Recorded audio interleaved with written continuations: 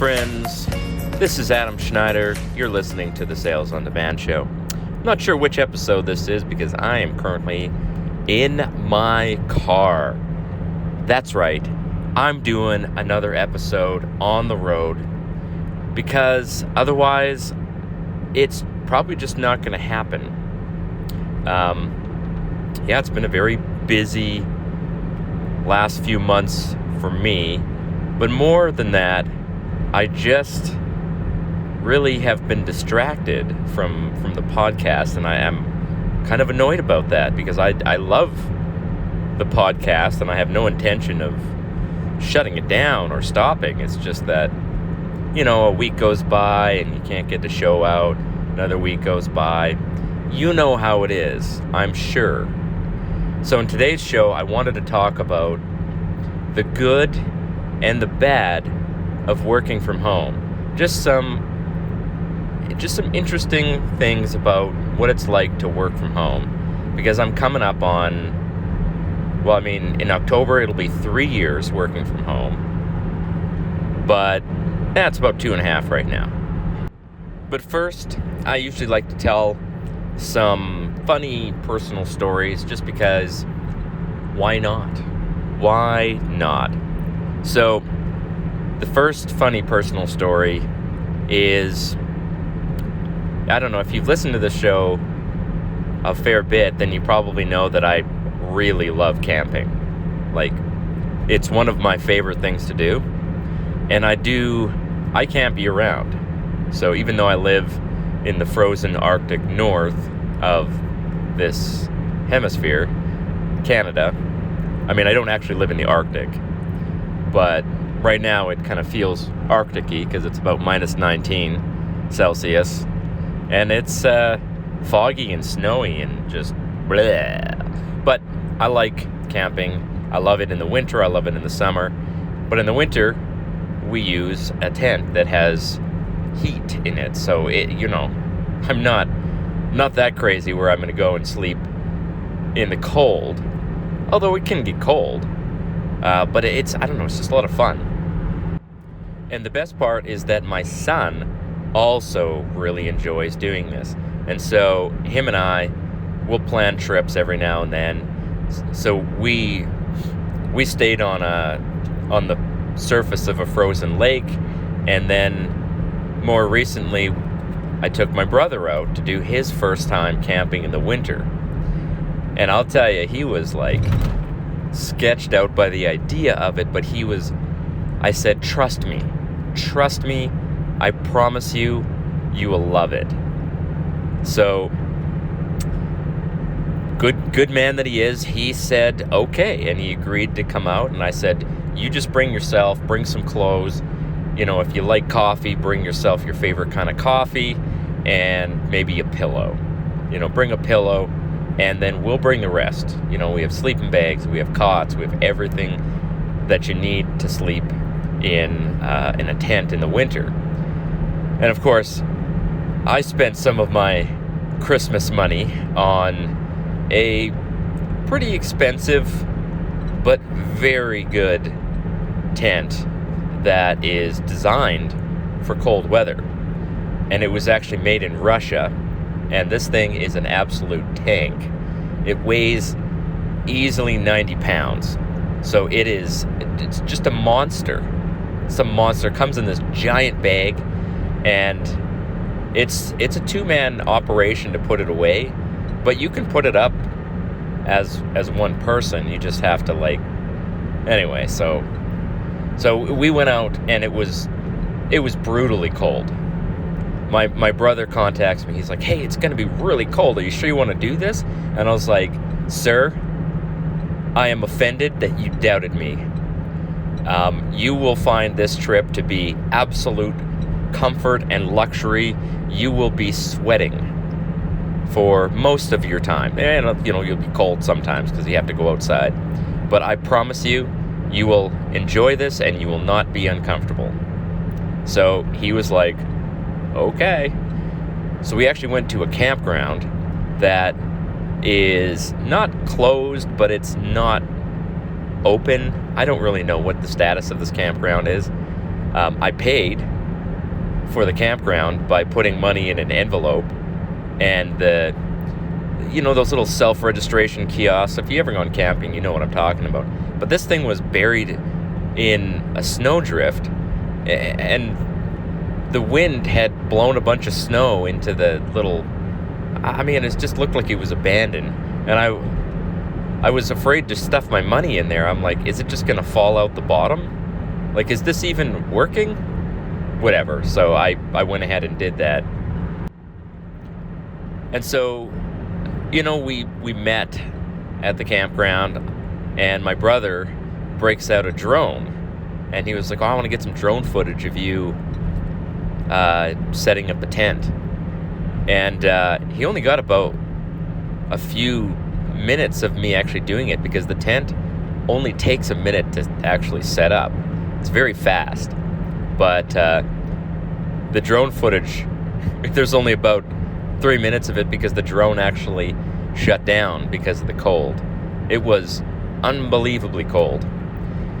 So we got packed in the tent, fired up the wood stove, and fired up a little propane heater just to, add to it. But we didn't need the propane heater. We were just cooking with the wood stove. And my brother was like, yeah, this is actually really cool.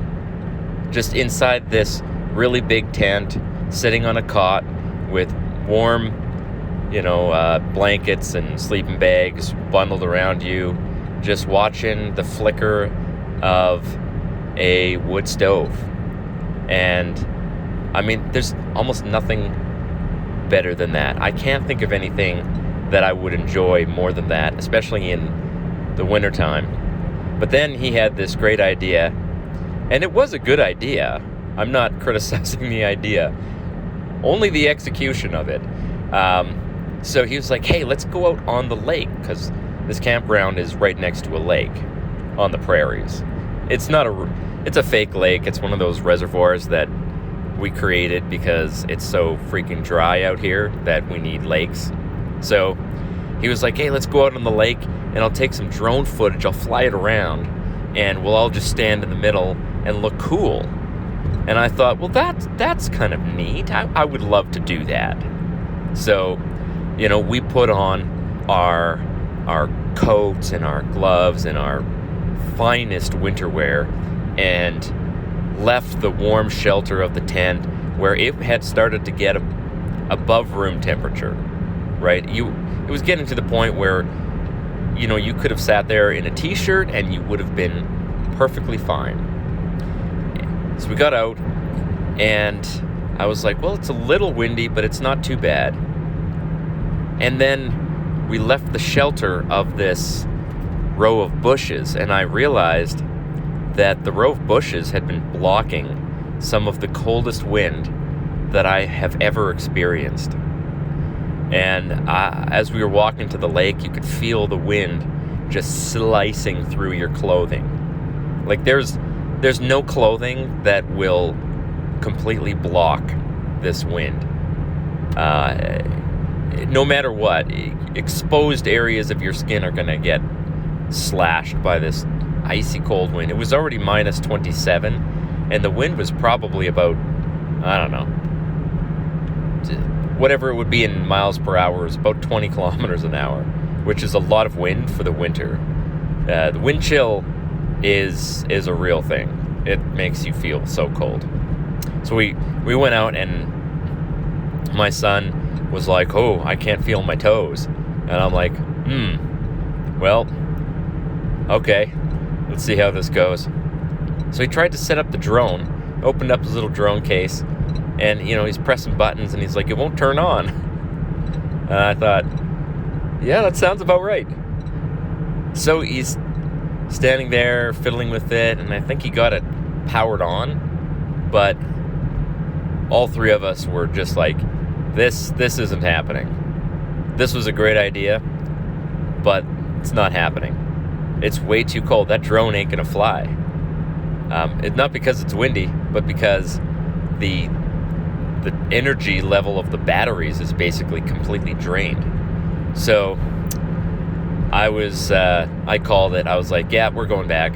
So I started walking back, and he packed up his drone and followed us, and we got back to the tent just in time because I was starting to really feel like the cold ripping through my clothing, and I was like, ugh. And then I can only imagine how my son felt, because he's smaller than me and younger than me, but he muscled through it like a champion. I'm trying to raise a tough kid, you know. I want children who are resilient to hardship, and I've got that. Like it's happening. It's real. So that was the first and last time we tried to go out on the lake surface, but we'd had a great time. Another funny thing, and I don't know if my brother might even be listening to this episode, but he's just such a camping newbie. I had to laugh because the next morning I asked him, how did you sleep last night? You know, were you warm? Were you comfortable? And he said, well, I was a little cold at first.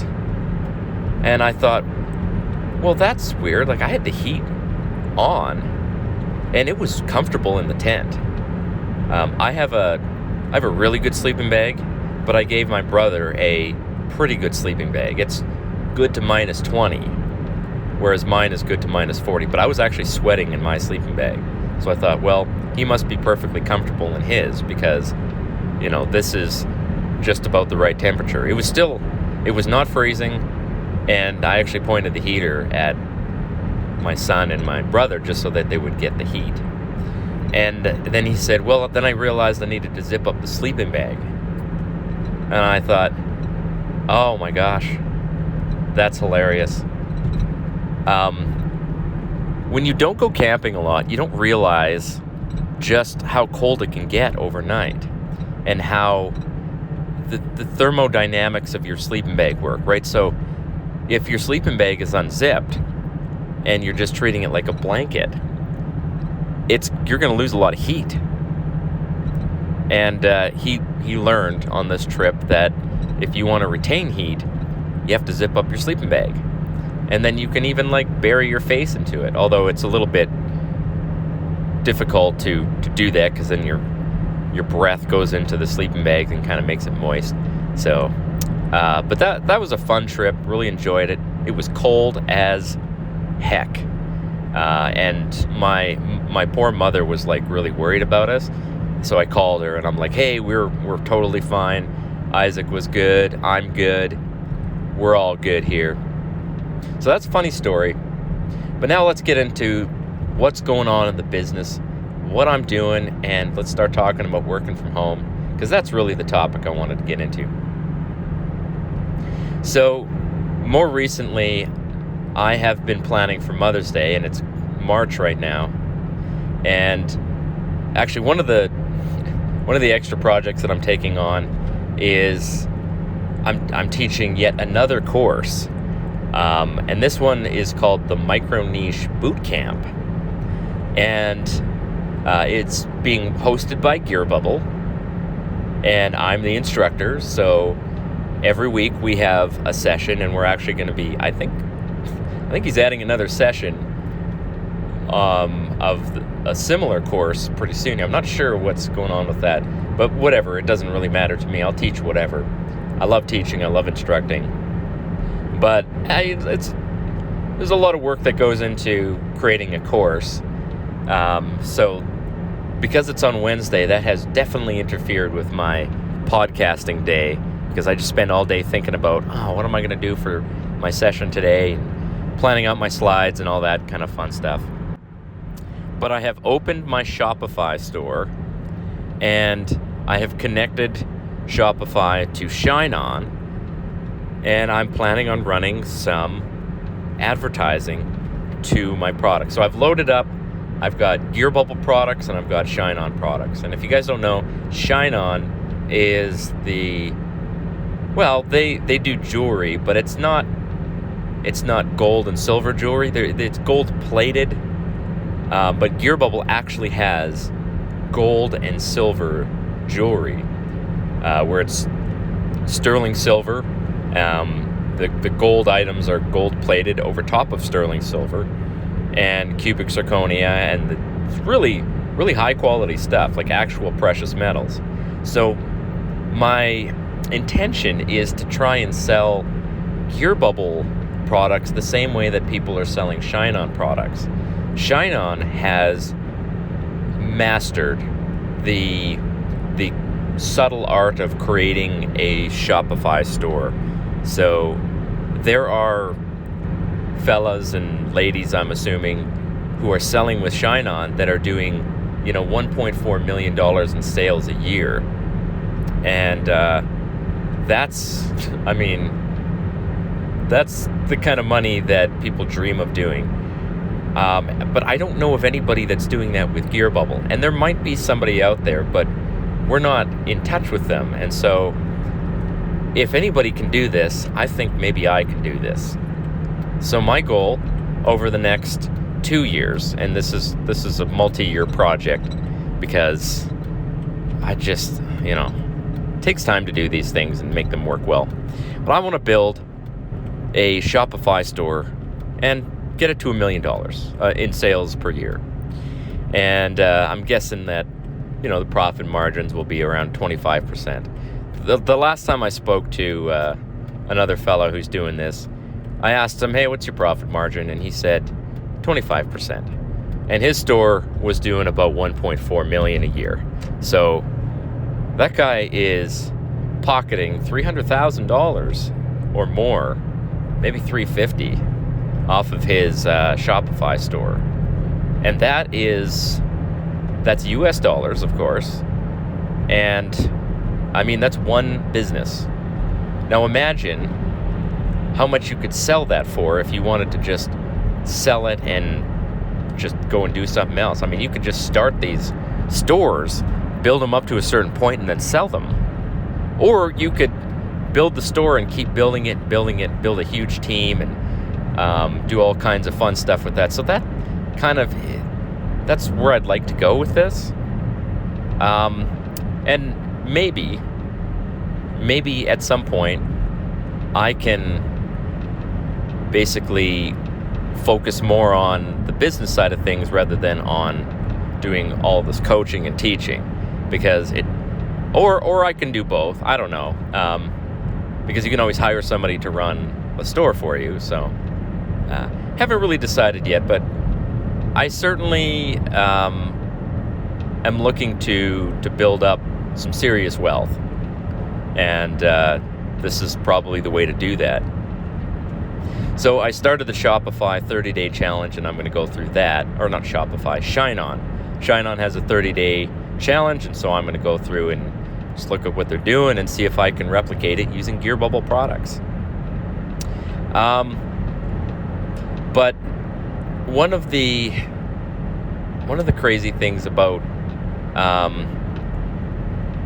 Shine-On is that they have people that are constantly testing these things, and I don't think Gear Bubble does. So we need that. And I'm going to be that guy, because I'm motivated. I'm a motivated person, and I love Gear Bubble. Gear Bubble's a great company. They have superior products. And now I want to make superior training and processes for Gear Bubble. We already have a course that is talking about selling F jewelry on Amazon with FBA, but I want to master everything. So that's the goal. So let's talk about working from home. Now, I started working from home in October of 2020, which you might recall as being the worst year in human history, with the exception of most of the years before, let's say, 1969.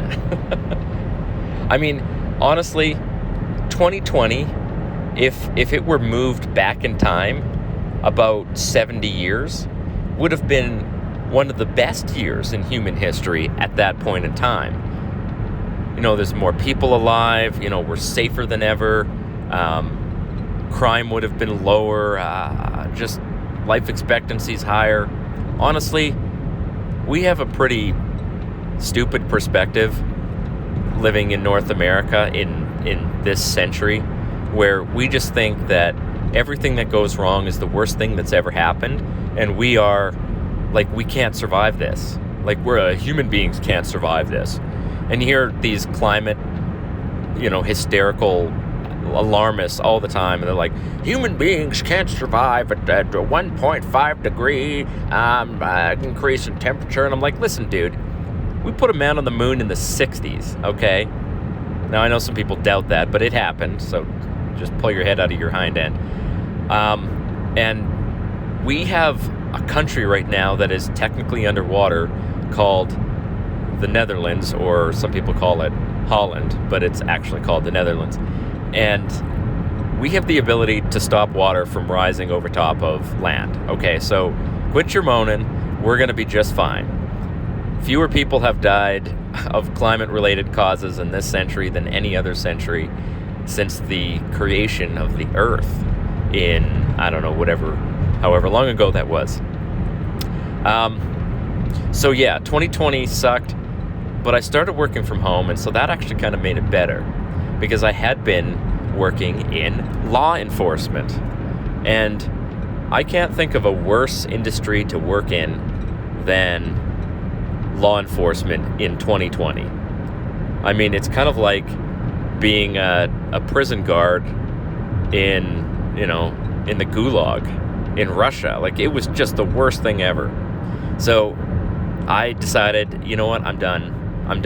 I was given an opportunity to do some coaching, and I thought, okay, well, I'm going into business for myself. So I skipped to the loo and took my leave, made like a tree and left, and just took off and never looked back from that. And honestly, I couldn't imagine still doing that. But there's some part of me that kind of misses the routine of a job and some of the benefits of a job, because there are some. And today I want to talk about some of the good and the bad of working from home. So let's start with the good. The good part is that there's no commute. So for a long time, 10 years, I was commuting to the city from where I live. I live in a small town, and I was commuting to the city to work for a transit agent, work for public transit, and I was a law enforcement officer doing that. And it was shift work, so there would be day shifts that start at 6 a.m. That's 0600 for those of you who come from military or law enforcement background. Meaning that you book on, you're ready to go at 6. So I had to leave at 4 in the morning for that job. I cannot possibly think of anything that I hated more than doing that. That was awful. It was brutal. But then I was working another job where I was only about, I don't know, half an hour away. And actually that wasn't too bad. I actually kind of liked that. And there was something about the commute that was actually kind of cool. A long commute sucks, but a short commute is actually kind of good. Now, there's pluses and minuses to commuting, but in some ways, I kind of miss the routine of just getting in my vehicle and having some time to myself, where I can just sort of sit and think about things, listen to music, and just kind of be myself, So it's both a good and a bad thing that there's no commute. Maybe more of a good thing than a bad thing, because commuting generally is expensive. Gas prices have gone down a bit. Like, they're not as crazy as they were just like 6 months ago, but they're still not, it's not cheap. Vehicle prices are high too, and maintenance costs are up, and it's just expensive to own and operate a vehicle. And we own and operate 4 vehicles, and all of them are used, and all of them are in various states of condition that range from very good to adequate. So, I mean, not having a commute just reduces the wear and tear on all of these vehicles. And I expect that my vehicle, the one I'm driving now, will probably last me another 5 years. Now, if I was commuting in this vehicle, I don't think it would last another 2. Just because it's got high mileage, and there's probably going to be something that goes wrong with it in the next 50,000 kilometers. I would say that it's probably got 50,000 kilometers of life left on it, and I want to make that 50,000 K last a while. So, good and bad on the commute. There is something fun about having time to yourself, and especially when you're done work, that you drive home and then you're just de-stressing along the way, listening to loud music, just thinking about stuff. And I always found that to be kind of the best part of the day, is that drive home where you're just by yourself. Now, speaking of driving home from work, when you work from home, there's no such thing as done for the day. Now, you can, if you're really, really diligent, you can quit at a certain time of day, and then that's it. But I don't really do that. And it's not really practical, especially if you're running multiple kinds of businesses. It's not really practical to have like an end of the day thing, because there are some times of year where you just can't. You've got lots of work to do, and it needs to get done. So you can't just quit working because it's 5 o'clock in the afternoon or evening or whatever you want to call that. Sure, you can go have supper, but after supper, you're going back and you're sitting down and working again, because work has to get done, and it's you got to get it done. It's your business, right? It's not like an employee where if you don't do something, somebody else might do it. I mean, you're the boss. You're the boss man. So if you don't do the work, then it doesn't get done, and customers are unhappy, and your business will fail. And so entrepreneurs, we're motivated to work, but there's no 9 to 5 in this job. Now, anybody who's an entrepreneur, this is your life. So I'm not saying that this is unique to to working from home, but even people who have actual jobs where like you're an employee and you work from home, you are not necessarily clocking out at the end of the day. And especially if you're like a contractor or a freelancer or something like that, your day is when you stop working. And sometimes you have to physically force yourself to stop working, or what I like to do is I like to take breaks in the middle of the day, because the middle of the day is absolutely the worst part of the day for me. I am literally a walking zombie at around 2 o'clock in the afternoon. So I cannot function at that time of day. I'm not very good. So I like to have my patented, trademarked, and notarized afternoon nap. And so I'll lay on the couch and just sort of drift off to sleep for about 15 minutes. And that 15 minutes will get me through the rest of the day.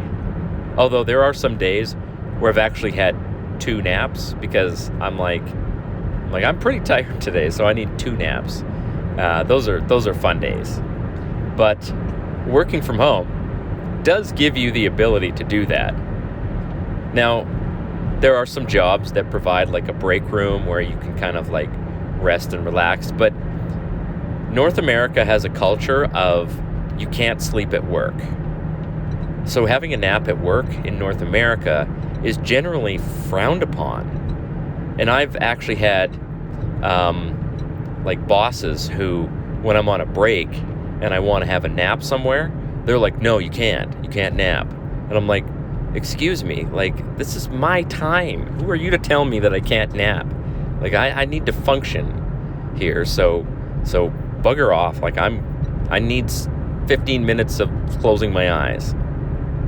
So yeah, that's just, I mean, the Japanese have really got this down pat, because they actually value people who sleep at work. They, if you sleep at work, you're a hard worker. So I'm all in on that. I love having a nap in the middle of the day. It really rejuvenates me. But I just, I can't really do much in the middle of the afternoon because I just feel so sluggish and tired. So speaking of sluggish and tired, you can eat whenever you like when you work from home. And this is a bad thing. I would say on balance, this is not ideal, because you might be tempted to, depending on, how your habits are and how diligent you are about maintaining habits, you might be tempted to just go and sit down and eat whenever you feel like it. And it's very common for people who work from home to start gaining weight. And this is one of the drawbacks of working from home, is that you just are not doing much. I mean, you are working, but it's not physical labor as, we used to do back in the good old days of, when people died at age 30 of dysentery. I'm saying good old days sarcastically. I don't think I'd want to go back to those days. But there's no question that people actually had to work for a living back then, and you had to use your muscles because that's how things got done. So working from home, you're not using any muscle power, and so you're tempted to just eat, and there's really you're not burning that energy off because you're just sitting. So that's a bad thing, and gaining weight's a real problem for people who work from home, and that's not healthy for you. That could actually shorten your lifespan significantly. So I've had to drastically revamp my entire lifestyle to account for the fact that I'm sedentary for a large part of the day. And here's a few of the you know what? I'm not going to tell you what I've done, because I'll save that for another episode.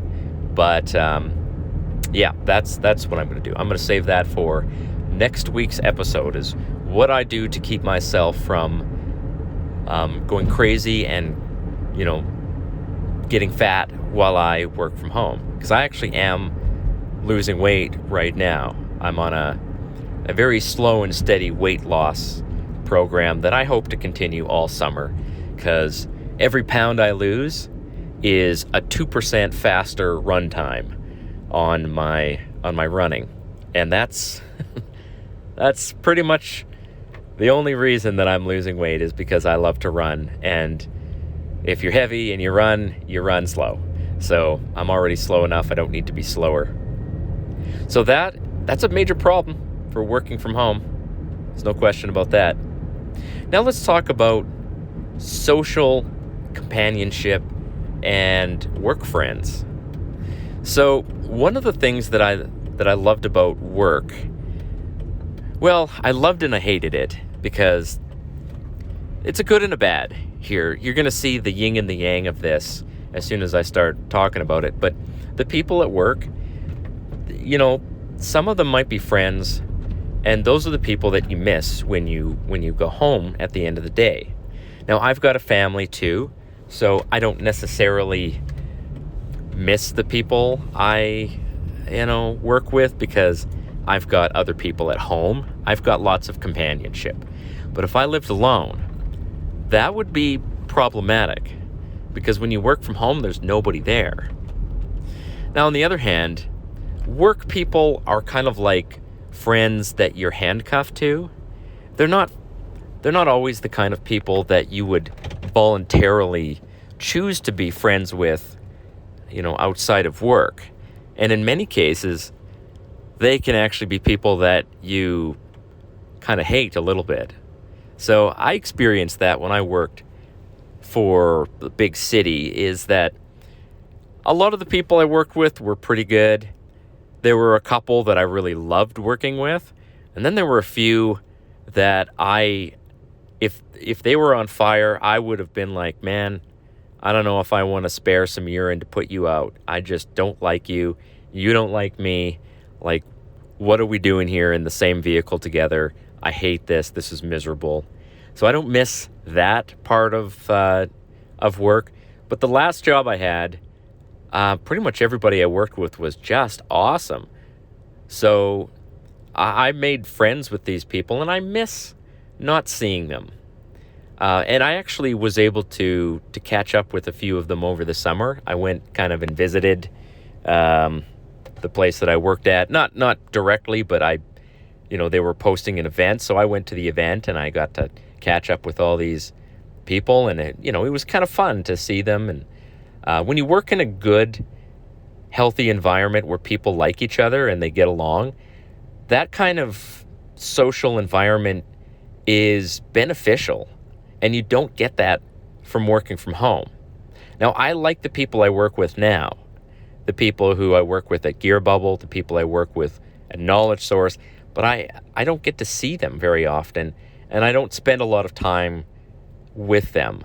The most, I spend time by myself, and I spend time with students, and that's it, and people who work for me and all of that. So I do miss having those work friends, the people that you joke around with, and you're just spending time with them, and not, I guess you're forced to, but you make the best of it, and you build friendships with these people, and that it's hard to replace that. Working from home, you just don't get that benefit. And then the last thing, the thing that I miss about working at a real job is the routine. So every 9 to 5 type job, took off my seatbelt. How dare I take off my seatbelt when I'm parked? We'll just shut that right off.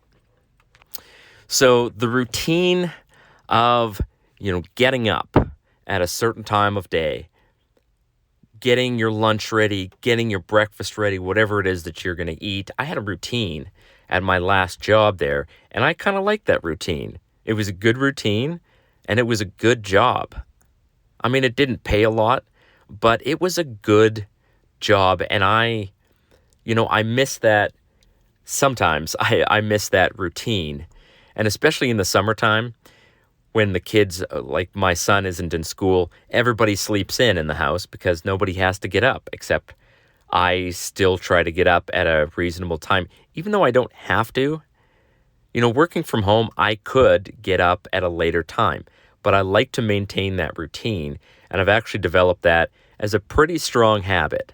So I typically wake up at 7, and, we get the boy ready for his school and send him off, and I'm working at my desk by 8:30, which, is a little bit later in the day than I would if I worked a real job, but it still is not too bad.